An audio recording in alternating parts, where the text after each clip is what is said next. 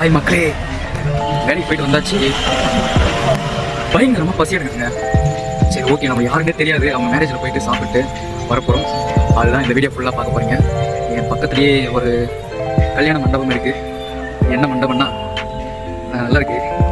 சரி யாருக்குமே தெரியாமல் போயிட்டு சாப்பிட்டு நம்மளால முடிஞ்சதை ஒன்று போயிட்டு செய்வேன். வாங்க வீடியோக்குள்ளே போகலாம்.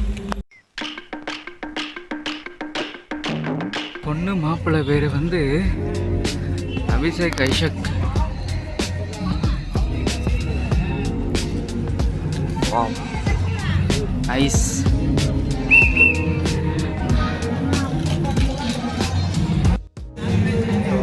சூப்பர். நம்ம மாட்டாம இருக்கோம்.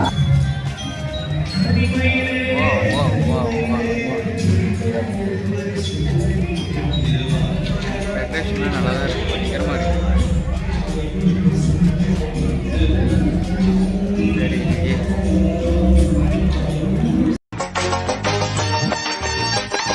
வணக்கம்க்கா.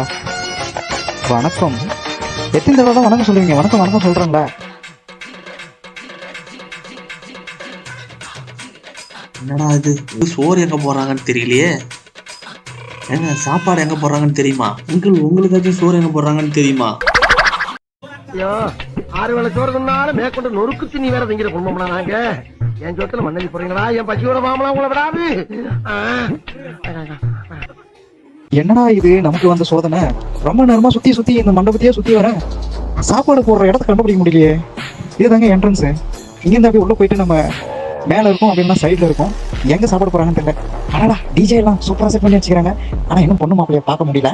அதுக்குள்ளார நம்ம உள்ள போயிட்டு சாப்பிட்ற இடத்த நம்ம கண்டுபிடிக்கும். அடே டிஜே பக்கத்துலேயே சாப்பாடு பிளேஸுங்க. பாடா இப்ப சாப்பிட்றதுக்கு இடம் கிடைச்சு. என்ன பரமசிவா எப்படி இருக்க? என்னடா போனா முக்கியமான ஆளு இன்னைக்கு ஒரு பிடி வேண்டியதான். சென்ன மசாலா அப்படி போகிறாங்க. அண்ணா அங்க பாருண்ணா. யாரு நீங்க குரூப் சொன்னீங்க?